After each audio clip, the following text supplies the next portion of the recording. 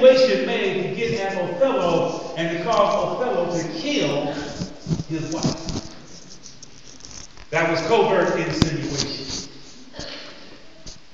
The third one is prevarication. That's the one I had to go do some digging. So when I looked it up, that is the utterance of half a truth, which means the other half is a lie. Anybody ever told the half truth? Anybody, half truth is that you saw everything, but you only told half of what you saw. Or you did everything, but you only told half of what you did. In other words, I stole this. I stole 10 of them. I did steal 10 of them, but the reality is you stole 20. And that is prevarication. And then the last one, before we move on to why God hates lying, is active untruth.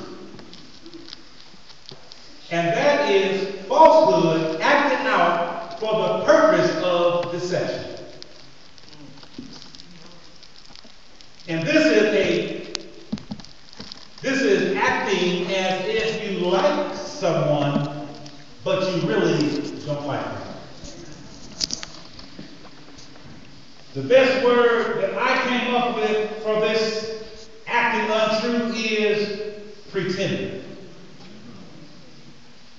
For the definition of a pretender is a person who makes deceitful pretenses. A person who professes belief and opinions they do not hold. Pretense means pretending with the intention to deceive. That is active untruth. When a person pretends that they like someone, they pretend of being on someone's side, but they're not really, that's what the undercover officers do. They're pretending to be a drug dealer or pretending to be a drug buyer, but in essence they are pretending because they are trying to make an arrest. But that is lying, that is actually acting out. Because there's lying that we do with words, but also there is lying that we can do by our actions. By the things that we do, we can lie. Oh, I'm so happy for you. I'm so happy.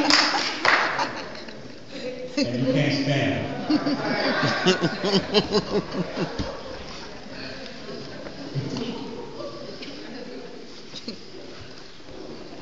How does this taste? Oh, it tastes good. And no, you lied.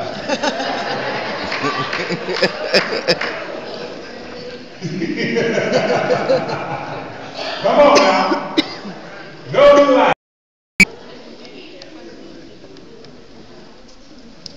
All right, let's move on.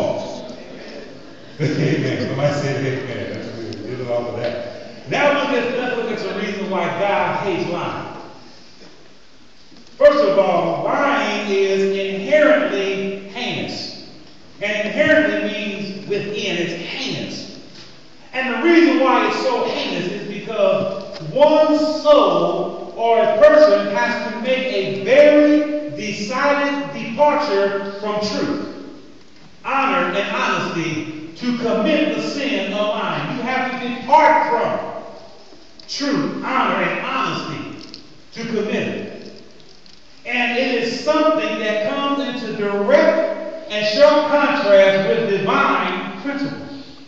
God hates lying because God is the God of truth. God is the embodiment of truth.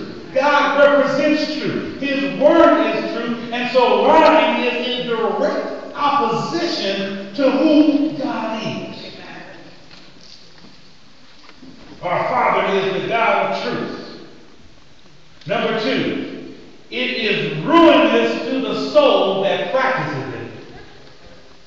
This sin will lead one down a path of spiritual destruction. It causes the breakdown of the wall and foundation of our character. There's nothing more that can destroy the character of a person than lying.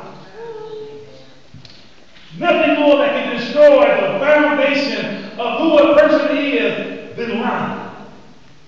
And the habitual liar declines from the truth in word and deed, and they end up continually teaching themselves to consider that there is nothing sacred in truth at all.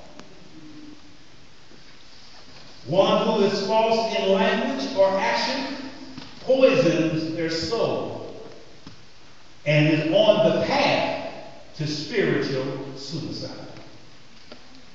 That is why God hates lying. The third, it is destructive to society. People with lying tongues are a peril and a pest to our society, because our Father cares for the well-being of all humanity and hates to see any of his children, saved or unsaved, weakened, wounded, or endangered because of lies and deception. So therefore, God will judge the liar.